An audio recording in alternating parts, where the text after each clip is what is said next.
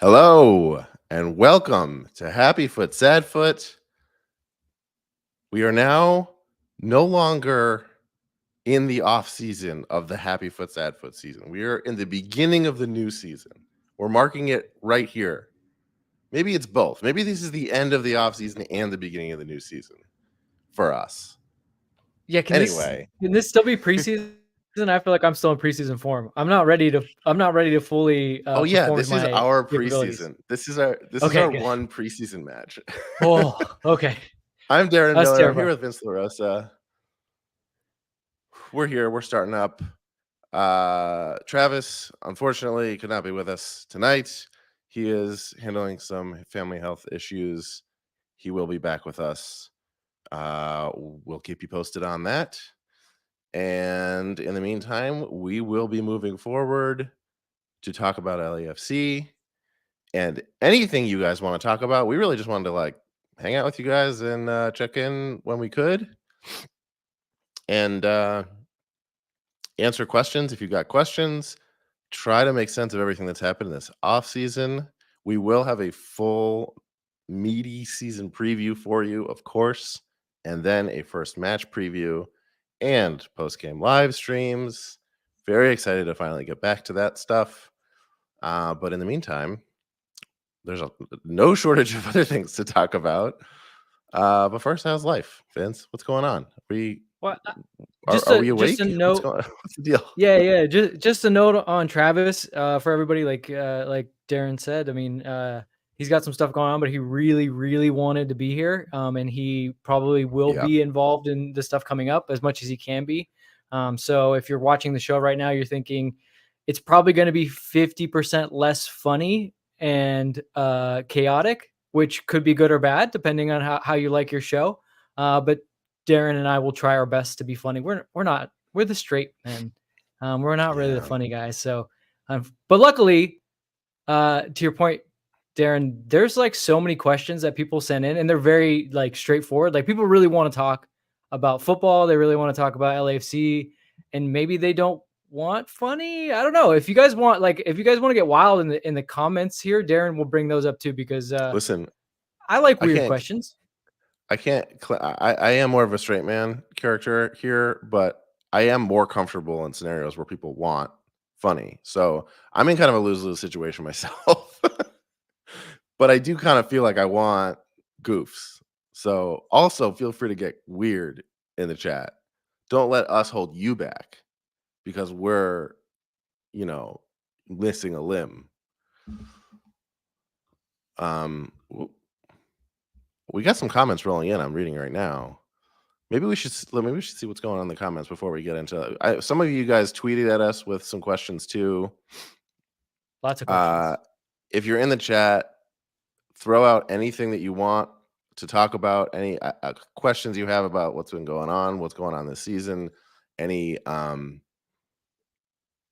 you want out there that comes to mind right now. We'll throw some things out and just to get a pulse on how you guys are doing, how you guys are feeling about things.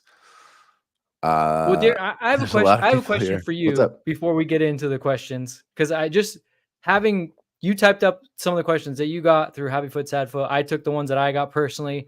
I'm just kind of taking a general temperature of everybody, and it does seem like LAFC fans are in that stage of like a simmering panic. Like it's not completely boiling over, but they're right teetering on the edge. Where are you at in the off season? Are you a panicker before the season starts because there's so much unknown, or do you just you trust the process and you just let things fall where they may?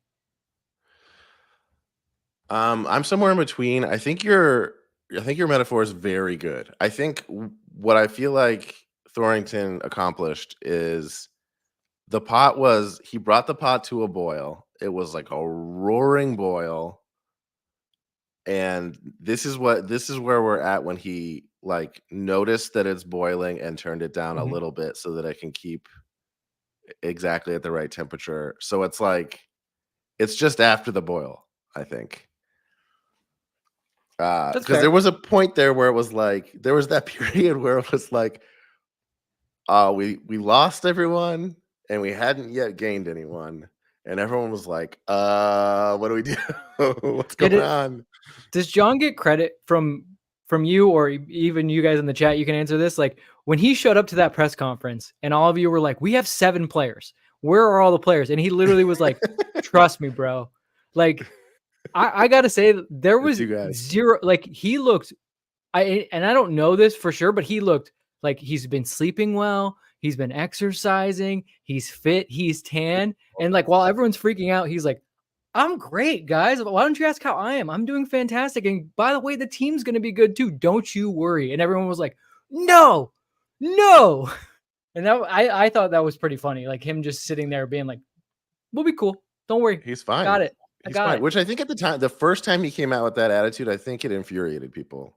Oh, of course. I know that for a fact, because I did some of those interviews and people lost their minds when remember when we started defining what the word tweak means? Because John was like, we just need to do some tweaks. And obviously they added a ton of players, but like it got down to like tweaks means 3 players. No, tweaks means 2.5 players. Like, it was pretty insane. Are we talking about just like contract terms? Yeah, it was insane. Yeah, but I'm feeling good now. I imagine it got brought down to a bit of a similar to the point where I think there's going to be some healthy debate now. I think people are going to be justified wherever they fall, except for, of course, the people who always fall on the like, this is hell, we're screwed. I'm not going to agree with those people. But yeah, I'm thank you for all the love in the comments. This is great. Yeah, I'm feeling good about things now.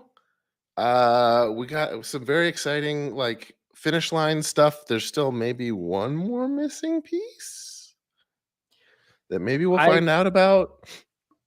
Well, before we got everything ready, I was just doing a little research, and they did have an interview with Steve after the final Coachella game, and he alluded to, our roster is not complete. We're hoping for, and he said like 1 or 2 more signings. So it seems like there is more coming in. He didn't specify at what positions, but generally he doesn't speak out. I feel like just because his closeness with John, unless he knows something, like, because that's like kind of throwing John under the bus if he's like, yeah, we need 1 or 2 more guys. He doesn't seem as the type to be combative that way. So I do think there is possibility to do that. I know in the questions people are asking, at least some of those Twitter questions about like what we're going to do with DP slots, and we can talk more about that. But there is room to do things, and things are interesting the way that they've compiled the roster.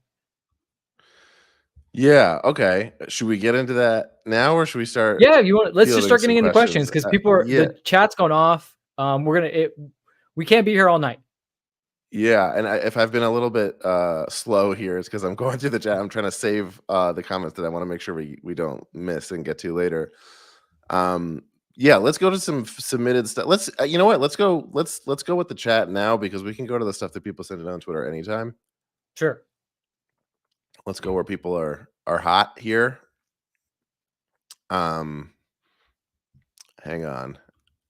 I'm getting back. I'm rusty on the the controls. Okay, well, we're just gonna go in the order they came in. Okay, sure. And I think this is a good first one, because it's the default question. First question, Vince. I like that he directed this at you. Less work for me. Is Vela coming back? You just know the answer, right? Yeah, I've been hiding it all this time. Actually, wouldn't that be great?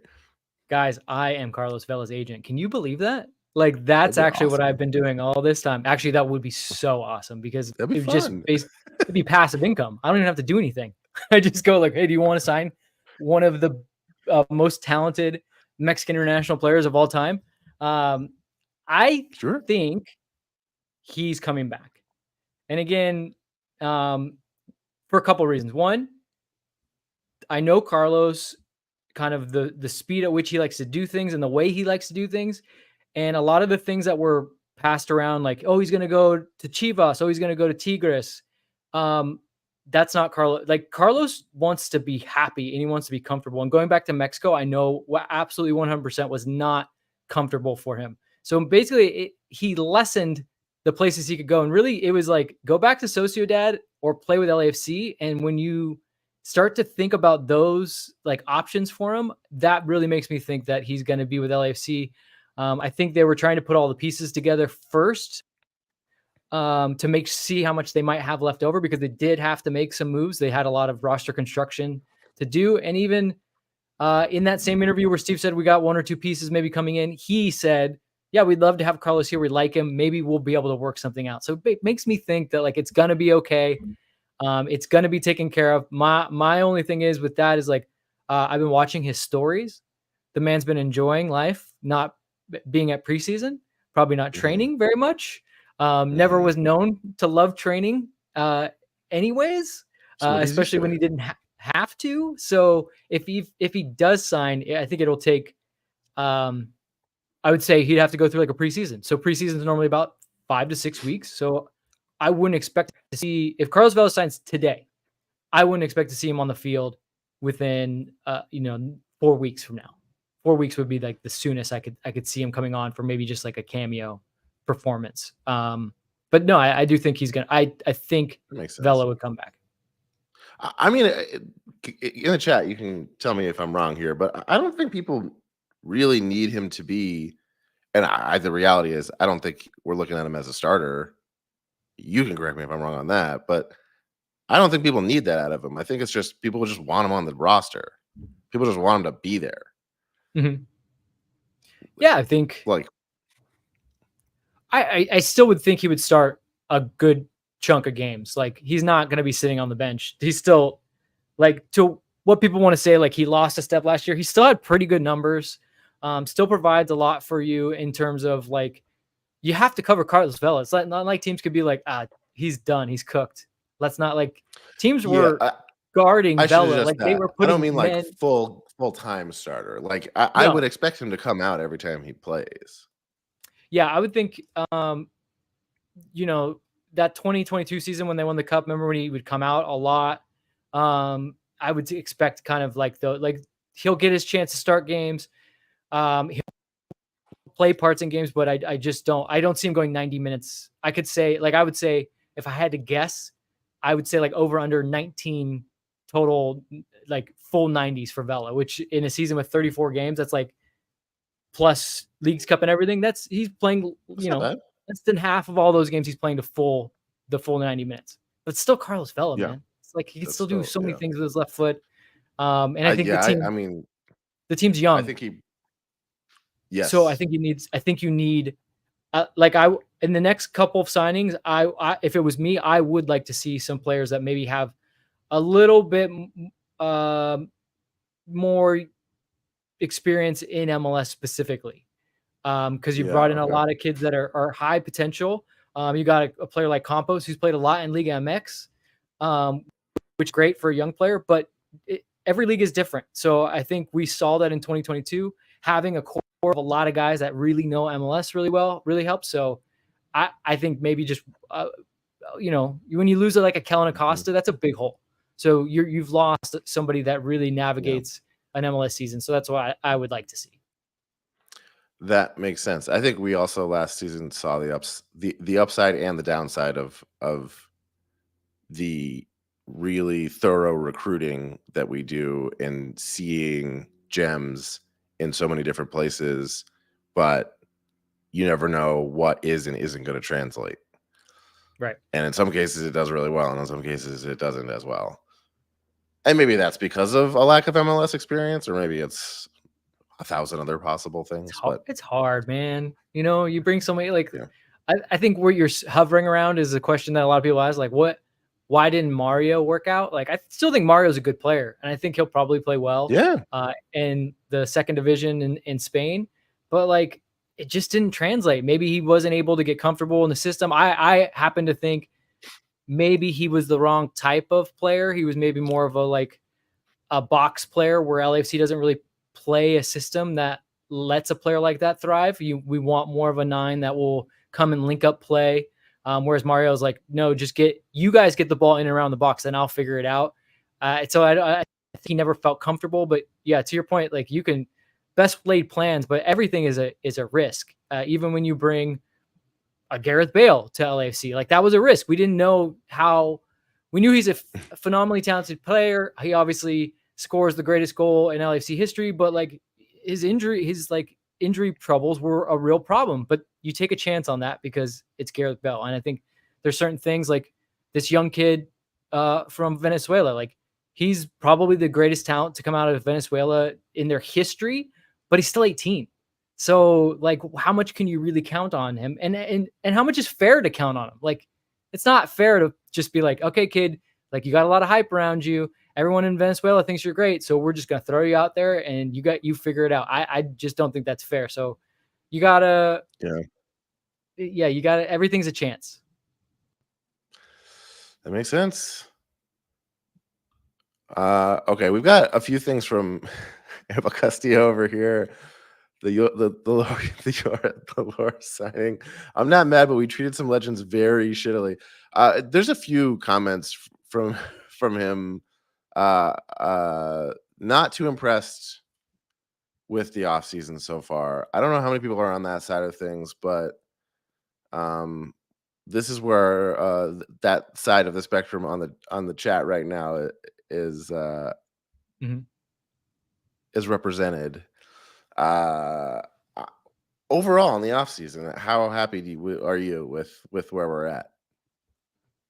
Okay, so if I'm trying to be as objective as possible, I would say I'm very happy with the talent that they've brought in and the age profile. So you've got a lot of, like I said, young players, and although they're young, they've actually played a lot. Like again, going back to Campos, I think he has over 100 matches played in Liga MX. That's pretty great for a guy that's 21 years old. Like he's got experience, but I would say this: LAFC objectively has a really high upside, but the floor of the team when you bring in so many young players is probably lower than seasons past. So like it's going to be a bit of a roller coaster because again, what can you expect from an 18-year-old, 19-year-old, 20-year-old player?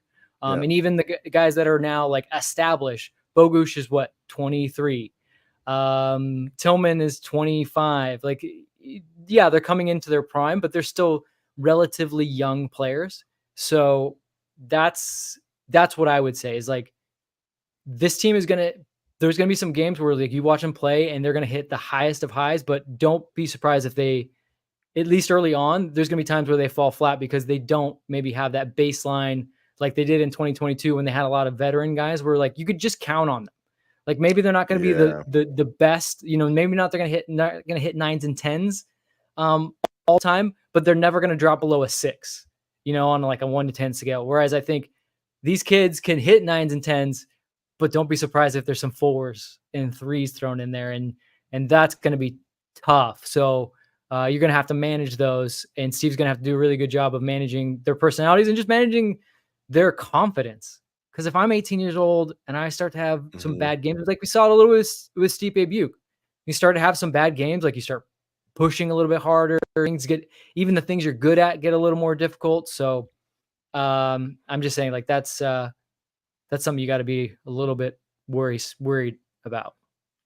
We still got some. I mean, I think who are the solid veterans that you still can count on this roster? We've got Hollingshead, we've got Ilie, But you saw, I mean, look, this might have been just so many games, but you did see a drop off physically from those guys. Yes. Yeah. So that is also a concern. Yeah. Well, I'm thinking more along, you're talking about like kind of locker room stuff too. Yeah, no, it's everything. But I'm just saying, like, at times when I can always count on those guys to have it like in between their ears and to understand that they know how to play the game and they know the game model. But if you can't run, there's a middle of the pack though. Also, as far as experience goes, that last year you kind of get the sense that like this year was going to be their year, or this is kind of when they're due to be like the big breakout year. So I think that's what I'm going to be looking at is like, is this the year that Tillman goes like consistently how good we know he can be and players like that? But there's a balance there, right? Like you don't want to rely on you could have it. But you can't count on guys where you're like, this guy's primed to break out. And like we said, everything's a chance. There's no way you're going to hit on every single guy that's primed to break out, right? So some are going to be duds, and you got to have some kind of like, again, baseline to make sure that you win games. And it's a long season. Yeah. Should we get into this is more technical. Our good friend Jeff Talk here. A tame start on the preseason for Jeff Talk here. They had to sign 3 more players for the senior roster. Should we get into the technical roster? I actually kind of agree. I mean, yeah, 3 more players. I could This see is just, that. I think, objective. I'm assuming this is more of a compliance comment than a opinion. No, I don't think that's just how many slots. No, I mean, they need to fill. No, I don't think you necessarily have to fill. They have. I believe they should be at the minimum of what they would have for senior players. There's a maximum of senior players you can have, though. That's for sure. Okay. Well, what are their options right now as far as roster compliance goes? Well, I mean, right now they do have DP slots open. That's what everybody wants to talk about. Yes. And I don't know. Switch to that question right now. Right. So a lot depends on, I think, at Tuesta. He's not listed as a DP as of right now, and he may not be. But if he's on loan and there's an obligation to buy, the transfer fee plus salary gets amortized over the length of the contract, and that's what makes you a DP. So if you go over 1.6, about 1.6-ish million for those on average for the year, then you are a DP. There's no way that you could, there's no amount of TAM that can buy that player down. So that's going to be interesting. However, if let's say if Atuesta is just right at that 1.6 and technically could be bought down, that would be very interesting because that would allow LAFC to get either a young DP or a senior DP. That is the one kind of leeway in the having 3. And now I'm just throwing out a bunch of things. 3. So they have the 3 under 22 initiatives. So if they have a player that is either a young designated player or a player that is technically below the max TAM threshold, they could still add another senior DP, even if, let's say, Atuesta is listed as a DP. As of right now, like I said, he's not, but I'm just curious about how that loan works. I don't know if there will be more talks about that, or we won't know about that until they actually maybe sign a DP, and then they tell us how all the roster mechanizations work. But LAFC definitely puts everything. There's times when they do something Bogusz came in under some designation that I'd never heard about. So LAFC definitely, despite people being upset about them not always filling all the DP slots, they get creative with the amount of things that they try to do with the roster. Yeah, that makes sense. Yeah, we'll see. Okay.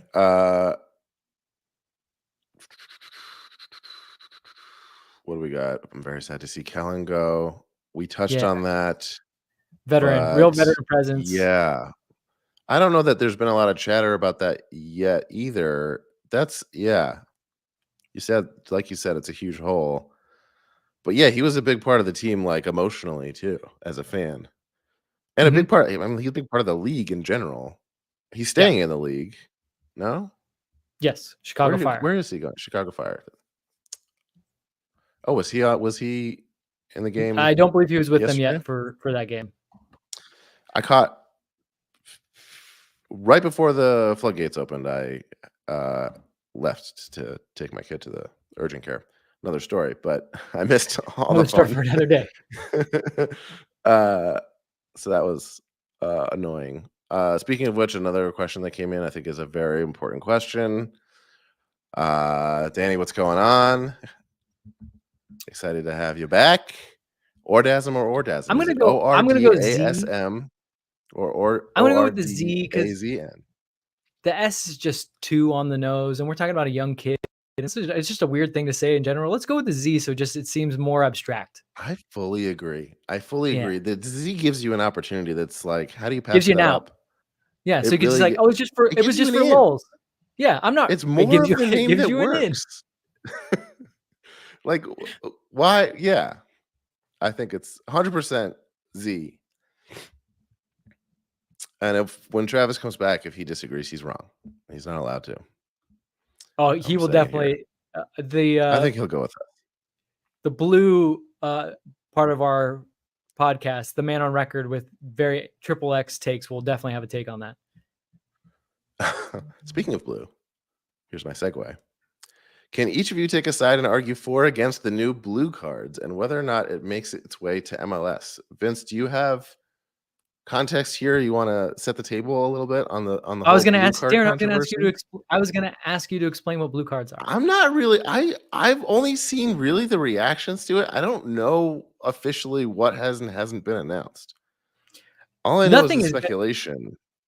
The only thing that's been announced is that FIFA is officially looking at it and they want to test it out. So generally, when FIFA Oh, does okay, new things, they want to do new rules. They send it to like lower leagues in like the Netherlands, or they send it to a somewhat professional league so they can kind of see it at a high level, and then they decide whether or not they think it's worthwhile to recommend to IFAB, who actually makes the final rules on what basically what the laws of the game are. So as of right now, so we're looking they at. really want to try it, but they have not announced where they're going to try it at yet, and if they're even going to. But I would say they're going. I think they're going to, and they What do it. do you They do think it the on some. MLS? Sorry, go ahead. Could MLS Do you think we MLS fit the could be a profile test for the league? kind of league where they would want to test it? I mean, why not? Right? I wouldn't. The league has to be open to it, right? Like there are some amateur leagues that they already do it in, so they do have some data on it. But Oh, really? why we once had shootouts where guys ran from almost It's midfield true. and took on the It's goalkeeper, true. and that's Our fans, bananas. we can take it as much as we act like we can't. Right. And that was something that like there was no chance in hell that was ever going to translate over to other leagues. This might actually end up being a rule across all, FIFA governed leagues. So why not try it out? I think it's interesting. Um it is weird because it is a bit drastic to just like pull a player off. And there's a lot of Yeah. like, So how does this what happen? is the Like, rule exactly? It's a blue card for what, 10 minutes off? Like yeah. a So full on basically, it's like hockey yeah, it's sin basically bin hockey. So like, situation? is there going to be a box? Like, where's he going to sit? Does he just stand there? Like, there's all the kinds of things that they're going to have to figure out. But yeah, so basically, it's like a foul in between a yellow and a red. You go off Yeah. for 10 minutes, and the team gets basically a power play. The thing is, there's times when Power teams play. play with a player down and they play better or they defend well. Sure. Like it doesn't necessarily change the profile of the game. I don't know. I'd be I very kind of interested just don't to see it understand. in practice. I kind of just don't understand like what glaring problem it solves. They think that guys will think less before basically they want to use it for professional fouls. So if you're doing a foul where it's like, yeah, we're going to give you a yellow for breaking up a dangerous counter, but like we can't even think about giving you a red because you're at midfield. Well, now you're going to think twice because you're not just going to get a yellow. You're going to have to walk off the field for 10 minutes. I don't, Got it. but still, like players will find a way, like players and coaches will find a way to game this system. Um, I don't know. I have to see it. I don't love it, but Okay, I I'll don't. take the argument for it to fulfill the request here. I don't think it will be bad enough to outweigh the chaos that it brings, which is positive. I am Mhm. pro chaos 100%, and that is a way that I live my life, and I welcome that on the pitch as well. And I understand the downsides of it, but you can get rid of any rule that you can bring in. And what if it's awesome? Are you really gonna let that chance pass you by as a fan? You could have full on power plays in soccer. That's fun. Maybe Imagine even it. Yeah. maybe they couple with it. You can sub more. Like No, there's a lot of couple things with you can it do. like rock and jock type things where like when that guy's Yeah. in there, you can interview him. Like they can go be like, so like what were you thinking? And he's like, oh man, I was just like, it's not a big deal. Yeah. Interview. Yeah. I mean, I guess the argument against it is like you're just not. You don't like fun. Maybe is that what you're trying to say? That you don't like fun? Yeah. You don't like chaos? This is the LAFC Yeah. I offseason mean, chaos like, live stream. what do you think a sport is? It's a series of manufactured rules that are only there because it's fun. This is a What's very one important. more? This is a very important point. You Let's like not forget people sports? that What are you like doing here? all the rules are made up in the first place. So Yeah. changing the rules is not like that big of a. I mean, it is Oh, it's a deal. Like you got to think about it, but at the end of the day, like these aren't like the 10 commandments. They're not written in stone, given from on high. Like someone just made it up. I think the one thing that's hard to get past with this, to bring it back home a little bit, is like I feel like if we're talking about problems to solve with reffing the game, this is like not number one on the list. Sure. Like, yeah, they still have maybe to. we They're could just still like gonna have maybe to the ref refs the could be game. a little better before they use this card. There's Right. like in other areas. Like Anyway, one more thing for one more like distinction for them to think about. Yeah, I'm with you on that. not even that, Especially just MLS like draft. I feel like there like maybe whatever problem it's solving wouldn't necessarily exist to the extent that it does if they were like getting other things right more Right. often. Like if they already like applied the rule book in the way it's supposed to be, then maybe we wouldn't even have this Right. problem. Right. Okay. Are we looking at Atuesta or Sanchez midfield, or an Atuesta and Sanchez midfield? Great question. Good question. From Michael Gutierrez. I'm sorry I haven't been calling out the names of everyone who's submitted questions, and I should be giving you guys credit for all of these great questions. Keep them coming. Both. I think the answer is both. Steve alluded to it in preseason, saying that it gives them the chance to have different looks. And I think for a lot of people that remember, look, Atuesta did play as like the deepest midfielder, technically the 6 or the defensive midfielder, but has very different properties and very different skill set than Ilie does. I think Ilie is more the type of a 6 that Steve likes. He likes a tackling 6, a guy that can cover space, a guy that stops counterattacks. That's not really Atuesta's game. Atuesta is a 6 that controls the game with the ball at his feet. So in that regard, I don't think that Atuesta is necessarily forbidden from playing with Ilie, because I don't think Steve sees them as the same type of player in the first place. Now, how you configure the midfield around the two of them because of their limitations together is something that's up to Steve. Like, do I think you could play with a Tillman, Atuesta, and Ilie midfield? Yeah, it's going to be a really technical kind of midfield, not with a lot of bite to it. Could you play with like an Atuesta, Tillman, Bogusz midfield? Now where you're really pushing it, where you're like, you got a bunch of dribbly boys that like to play and no one likes to tackle. Then no, I don't think we'll always see that. But there's going to be games and there's going to be teams. Well, now I want to see it. We got to have the dribbly boys. Well, yeah, there's going to be times where LAFC might be down a goal and needs a goal, and that's the configuration of the midfield. Or games where you feel like you have a lot of control and you don't necessarily need Ilie, so you can give him a rest. And then there's going to be other games where you look at it and say, okay, the team we're playing against, when we turn the ball over, really likes to work, quickly through the midfield. We need extra help in there, and we can't go with too many offensive-minded guys. So I think the answer is both. I think you're going to see times, because Steve has already done this in past seasons, where it's more of a 2-in-1, where you got 2 guys deeper and 1 guy further forward, more as like a 10.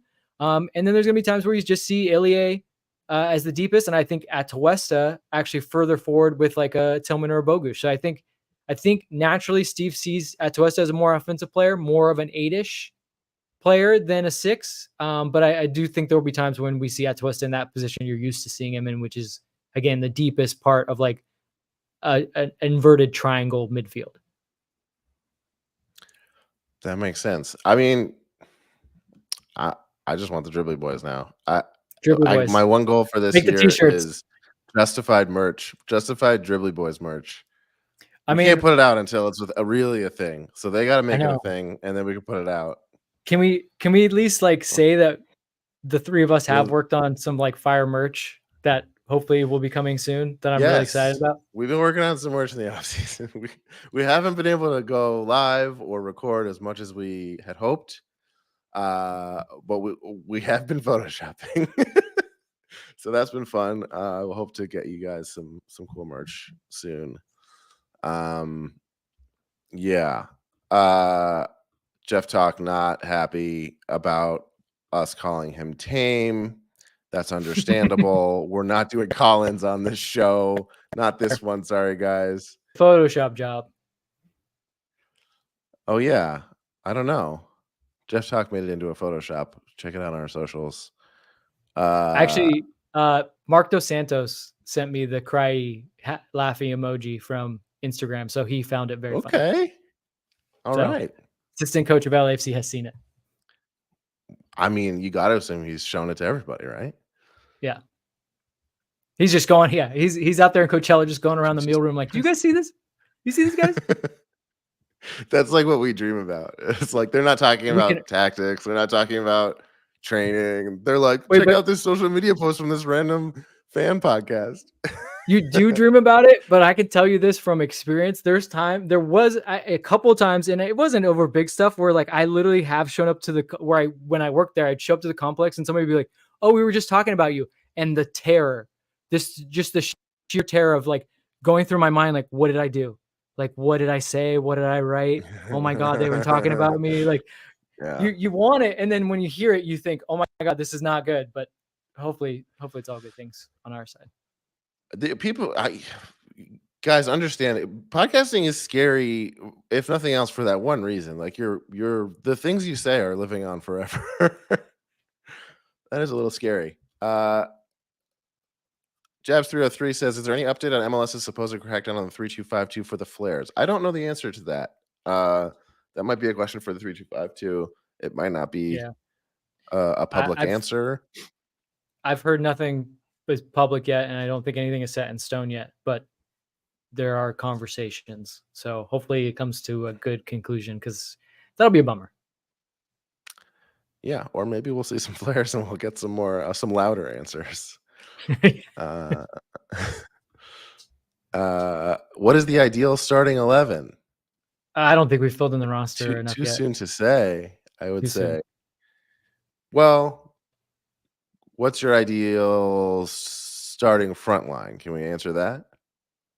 Sure. And I think we actually had some questions come in from like our socials, kind of asking about like Justin. What is it? Justin on Twitter asked, we're going to sign a proper number 9 before the 24th, right? And he's like, I don't understand. I don't know if he likes Tomas and Hell.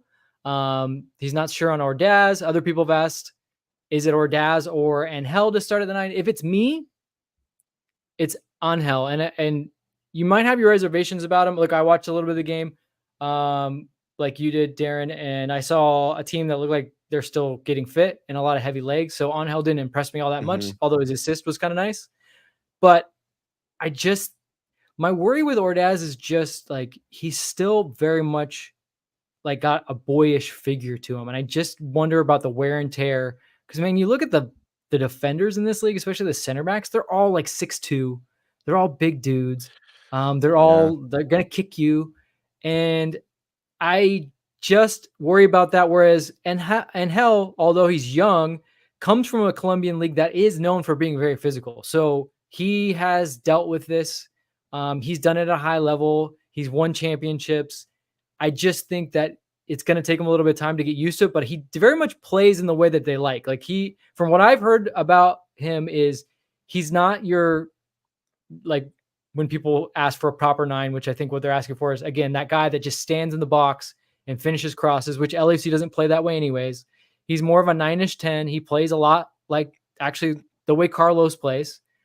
He's left-footed, likes to come off the right, likes to link up. Maybe he's younger, so he's going to run in behind a little bit more, give you a little bit more of that true striker instinct. But I think he's got it. I think he's a very interesting player. And look, for the fact that, one, he is the son of Juan Pablo Angel, who scouts for LAFC and a fantastic player in his own right. And the fact that they got him for free, there was no transfer fee at his age, like, incredible. Right. So I just think that's a really good signing with a lot of upside. I would think he's your starting 9. And I honestly wouldn't be upset if he is like who they project as the starter and they're not going to get a 9. Now, that's going to probably upset a lot of people, but I feel like he's got the talent to be a very good MLS player.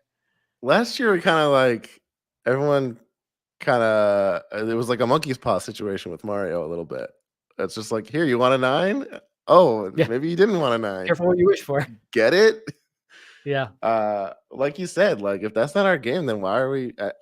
Abel Castillo is still going off in the chat here. I love it. I love this energy. Everyone bring it up to an 11 like this. No fucking 9.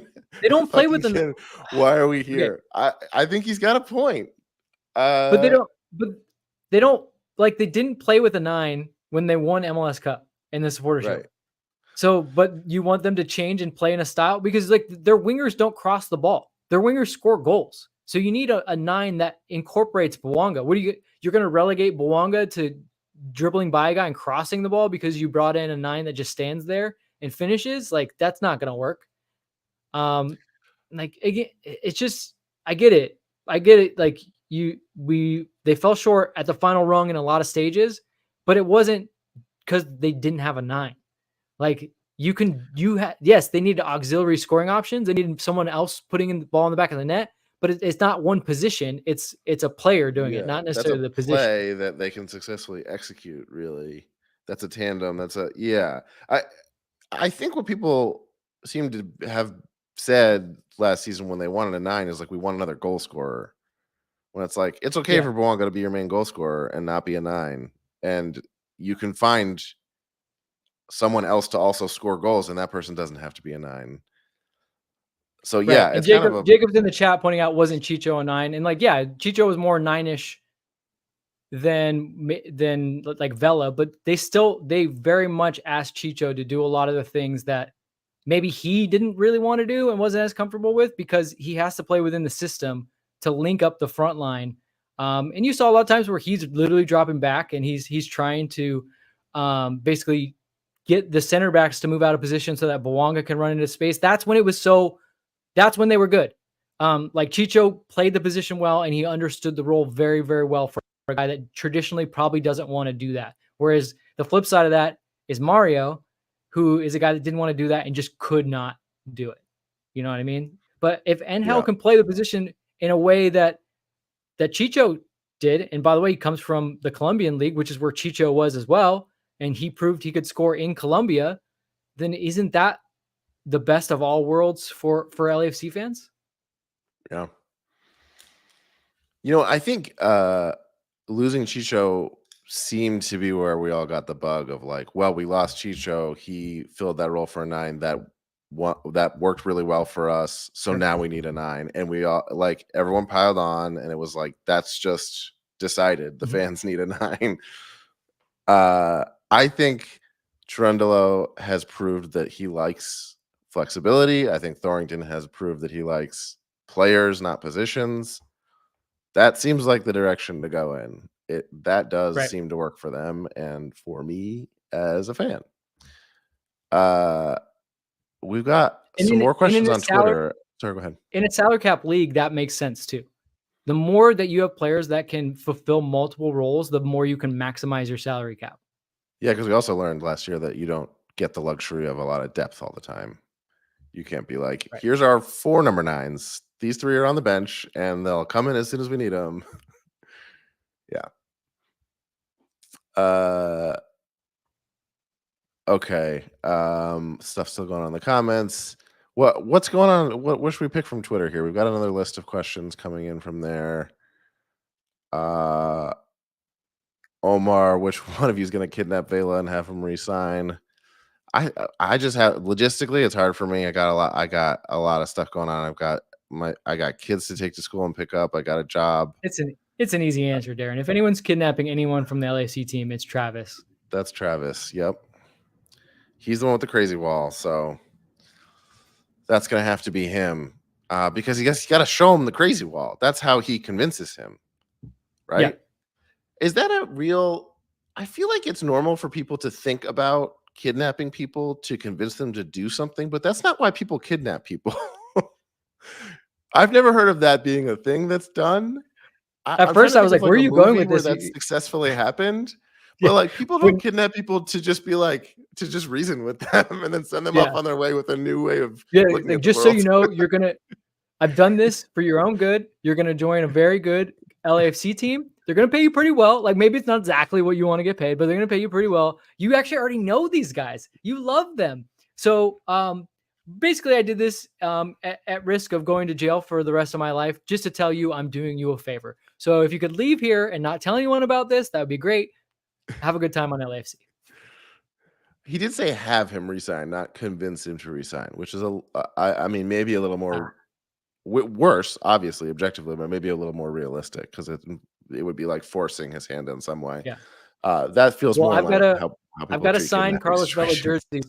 So if Travis needs to learn Oh, how to forge Vela's signature, yeah. I I mean, got it for him. I'm maybe I went the convincing route because that's all the three of us could. If we were ever able to get into the mindset of kidnapping somebody, which we aren't, I would imagine the only thing we could possibly do is just get them into the situation where it is that mindset. It's like if they could only just hear me out and hear Yeah. what I have to say. Not a bad Our guy. weapons are our words. You're gonna leave here just agreeing with me, and then you're gonna go out and you're gonna make the right choice. Fair. Maybe Ilya should talk to him if we need him to make I'm the sure smart he is. choice. I'm sure some We guys need have him to make the lobbied smart choice. We need him to go bottom to right, make the smart choice. Carlos, don't you want which is where the that's what he signature said? line is on the contract. It's all Don't you coming want to make together the now. smart choice, Carlos? That's Ilya's pitch to him.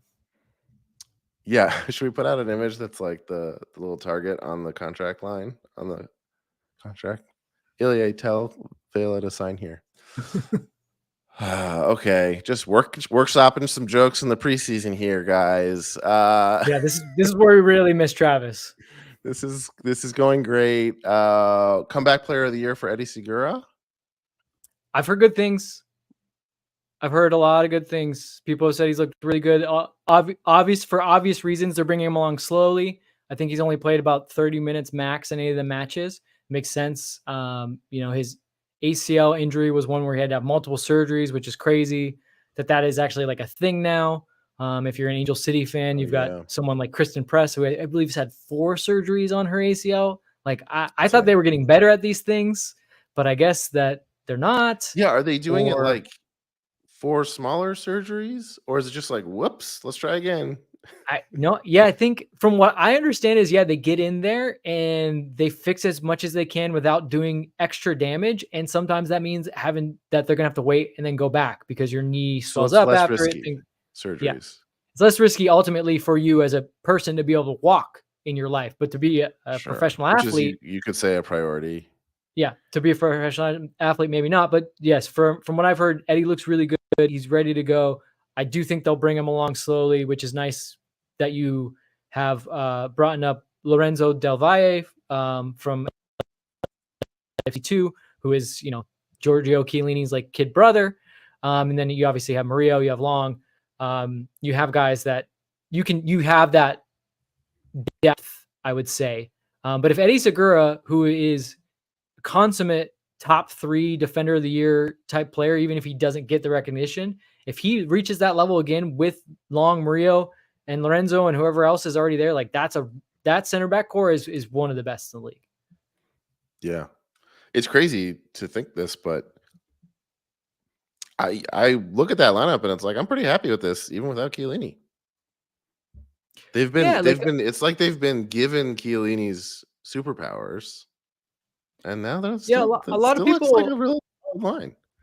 Yeah, like I do have this one in here from Jacob sent it to me in DMs, and I know he's in the chat. And he asks, "Here's my question: what's a bigger area of concern, lack of depth when it comes to fullback or midfield?" I don't. Interesting Again, question.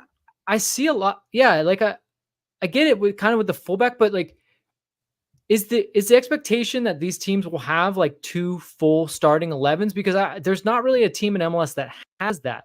So like at fullback, I look at them now and you see Hollingshead, who we know can play both sides. Actually has played more the right side, which was not his position for the longest time. Mhm. He was a left-sided fullback. Palencia can play both sides, although probably better on the right side. And now you have Campos, who definitely is a left-sided fullback. Like 3 guys for 2 positions and 3 guys that like legitimately could say they should be starting is pretty much as good as you're going to get in MLS, to be completely honest. Most teams have 1 starter for left, 1 starter for right, and a guy that you're like, all right, if he has to He's play, he there. has to play. Yeah. Like in LAFC, and beyond Palencia, yeah, it starts to get a little bit tricky, but Duenas can play there, although I don't want to see him there again Mhm. after the Rose Bowl game, although he wasn't that bad. But yeah, once you start, That's not where look, he belongs. yeah, every MLS team, once you start to get injuries pile up, like it's just trouble, and not a bug. That's a feature of the league. That's the salary cap league. That's just the way it goes. And LAFC, I think, is navigated pretty well. So I would say, sorry, long way of saying for Jacob, I guess I'd be more concerned at midfield just because the profile and the experience of someone like Kellen Acosta, I think, goes unnoticed with a lot of people. And we're counting on Bogusz and Tillman to take a big step forward and be consistent. I think we've seen glimpses of it, but for them to be as consistent of a player as someone like Kellen Acosta has been throughout all of his years in MLS is risky. It's just not it's not a for sure thing. It's not a slam dunk. So I would say, maybe another very MLS solid or experienced midfielder would make me feel a little bit better about what we have as midfield right now. For like the depth there. For the depth in those two areas. Yeah, that makes sense. Yeah. All right. One more roster question here. David Ochoa, any word on potential contract for him? I haven't heard anything. Obviously, you're going to probably have 3 keepers on the senior squad like they've had in years past. I can say this. They do like Abraham. There's 2 right now. It's Hugo Lloris and Abraham Romero, who a lot of people probably haven't seen unless you've been watching LAFC 2 games. But I do know that they've liked him for a while. They like his skill set as a shot stopper. He's gotten better with his feet. So don't be surprised. I wouldn't be surprised if Ochoa gets on there, but Romero, I think, like Ochoa will be more of like the third guy that's experienced, but I think they really have higher hopes for Romero long term. That's good. I've got a lot of homework to do on name pronunciations here. Thank you for your patience, everyone, with my sorry white ass. Well, here's a good tactics question. We've strayed from tactics for a bit, so this one's for you. Can someone, Eric Ridley on Twitter, can someone ask Ante or Dolo why LAFC never makes the near post run, which drags along defenders and opens up the trailing runner, or better yet, gives the near post runner a chance from 3 yards from goal on a low cross from the touchline? Incredibly specific question. I mean, my answer would be I don't think they never do. It's like asked and I agree with him. It makes sense. Like if you've got a guy and he's central, and like let's say Bawanga is behind you, run hard to the near post and you'll probably open up. I think more times than not, we see it as the decoy run than what he's saying, the guy that can maybe tap it in at the near post, because it's harder to redirect at the near post. You have less to shoot at, and I think LAFC likes the cutback more, which is that guy that dives into the near post and then it goes back central or even to the far post. I think my answer is not never. But I do think that, they generally like the cutbacks to the center of the goal or the back post, which are somewhat more difficult, but the reward is it's a much higher percentage chance. I agree. That's pretty much what I would have said also. So in case anyone was wondering where I stand on that, I could take the other side of the argument, but we're out of time pretty much. So you hate to see it. Next week. Out of luck again. I feel like this keeps happening with us. Anything else we're missing here? I feel like we covered a lot. No, I mean there's some like quick hitters here. Like let's see. Yo-Yo Tori 66 asks why is LAFC not fan friendly during preseason? My answer to that would be like, yes, they are. Almost most MLS teams are not, but like they do the Coachella thing, so like they've kind of met you halfway. Let's be fair there. Like it's not like I don't know what does fan friendly mean.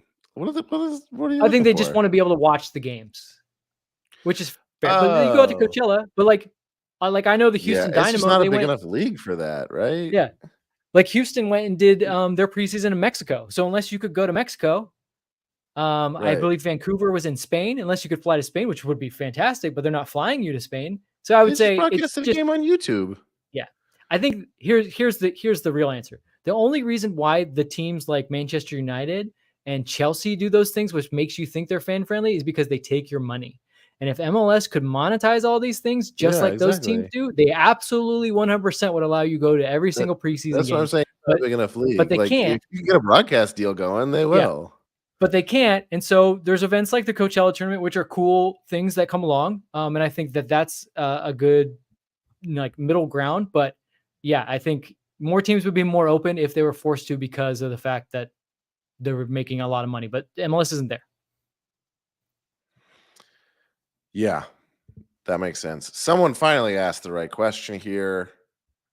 The question I've been waiting for the whole time and forgot that I was even waiting for it. Do you like the new kits? The unofficial official kit?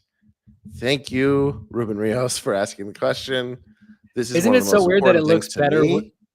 that it looks better with the sponsorship on it? It does, isn't it? That is weird. Like everyone always complains, like the sponsor ruins it. And then when they came out, they were like, it doesn't look right. And now that like we've seen the mock-ups with Demo on it, it looks pretty good.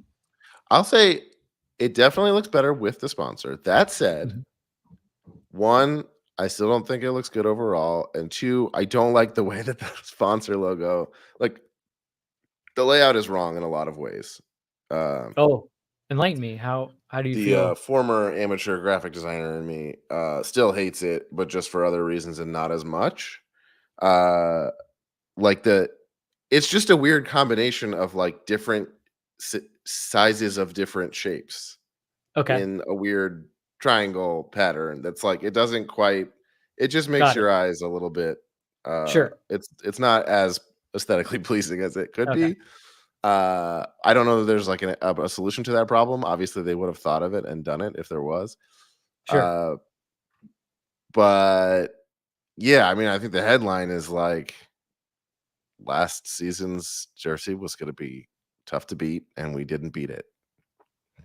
It's an off year. Last season's was the best like of all time. Like I still have a soft spot for the inaugural home jersey, but this one was like a takeoff of that, and I think they did it a little bit better because they incorporated the pattern much more. And it was much more like into the the inaugural jersey home jersey. This is like the inaugural home jersey of my high school team. Yeah, it was just a better use of the Art Deco pattern, and I think anything coming off of that jersey was going to be a step down. Like I don't know what you could have. I would love to see some like. I gotta say, I've seen some fan mock-ups, and I love you guys, and I love the people that do it, but some of those are not good. And people are always like, "That's fire," and I'm like, "They're not good." Like, come on! Like just because you did, there is a default reaction that if there's like a fan kit, right? That everybody loves it. Yeah, because I don't want to like deter fans from doing it. Please keep doing those. They're great. And also, you're the asshole as soon as you're the first one to speak up and be like, "Well, honestly, this the one that actually says no." Or I love when people do them and they're like, "This is what it would look like if they wore Nike." It's not going to happen. So don't even do it. Yeah. I mean, in some ways, if they wore Nike, it's the same thing with the Nike logo on it instead of Adidas. Sometimes that's what it is. Yeah. Nike's not always better. This is not good, but we could have gone plain black and gold accents. Simple sometimes is all you need. I think there's a serious lack of. Isn't that what it is now? Kind of like a pinstripes or the pinstripes is a thing. I think what he's talking about is like basically a solid jersey, which I think everyone's afraid to do, but always looks pretty good. Well, because then you go into that territory of clean versus just you're not trying hard enough, right? Like there's a very thin line of what a clean jersey is and what is you're not trying hard enough. And I think that Adidas heard you guys. And I think we've seen a lot of the jerseys this year, and jerseys are getting busier and busier. And this is kind of what fans asked for. So you push them in one direction, and they went hard in that direction. So one direction sometimes you got vertical stripes. Well, LAFC maybe didn't get the assignment completely right, but I'm seeing a lot of teams like the new Charlotte is interesting, or like the Red Bulls with the zigzags. Like some of these MLS jerseys are getting really, really busy, and I feel like we're gonna reach a tipping point where everyone's gonna actually be like, you know what? Just like Abel, you're right. Maybe just a black with a little bit of accents. Maybe we just don't get maybe we don't have to put every single thing on one jersey.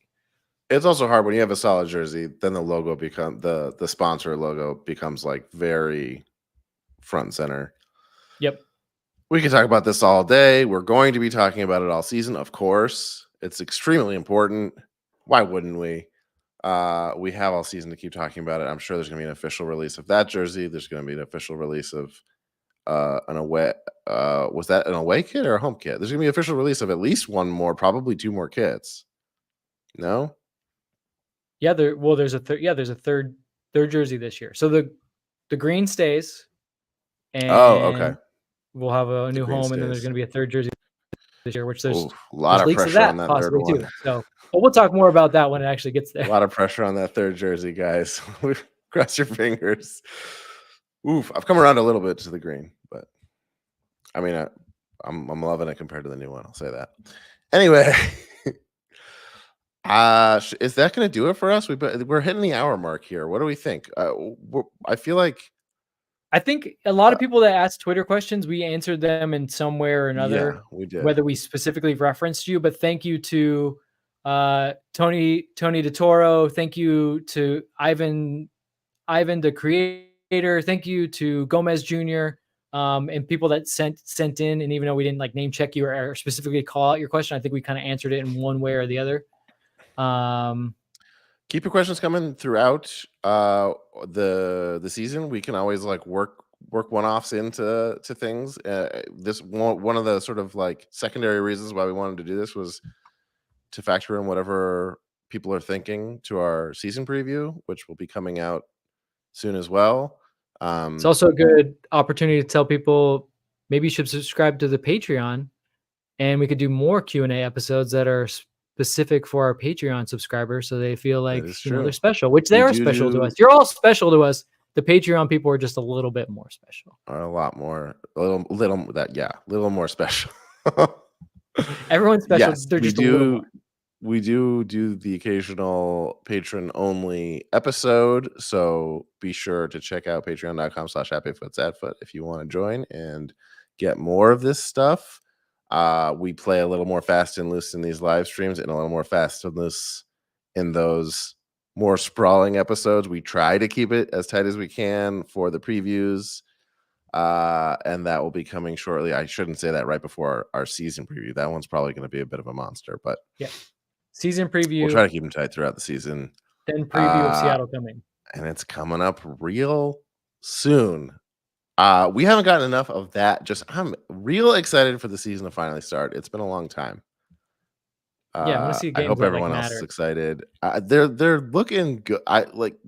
We're all getting into the weeds in the offseason about the different pieces. Like this could have been a full-on rebuilding year, and I love to see that Thorrington reiterated constantly throughout the offseason as if there was any question. Like, no, we're going for it every year. Mm-hmm. That's what we do. This is not going to be any different. So that was great to hear, and I'm excited to see it happen.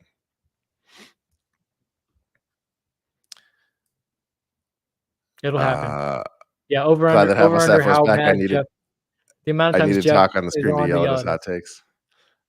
Yes, Jeff Talk will be around. We're not gonna. We wait for when the games matter to bring right. Jeff in. We don't force Jeff to have to bring it the faux rage in preseason. We'll wait till the games matter. It's truly an unfair relationship. I mean, we get to have complete control over when he gets to talk. It's not fair to him at all, and it will stay that way. It is what it is. Yeah. Yep. But we love him. We hate him. We love him. And we love all of you. Thank you for hanging out. This has been so fun. Like Vince said, join the Patreon if you want. We're going to have merch coming out soon. We're going to have episodes coming out soon. We will be back. Travis will be back as soon as he's able to. We're going to be 3. We're going to have guests. We're going to do, if you have any ideas for like segments you want to see, people you want to hear from, we'll have guests on. We're going to have a lot of fun this year. So I hope you stick around with us. Tell your friends, subscribe, review, all that good stuff. We want to just keep building and building and building on what we set up last year and keep having a lot of fun. Thanks, everybody. I love you. Bye. Love you. Bye.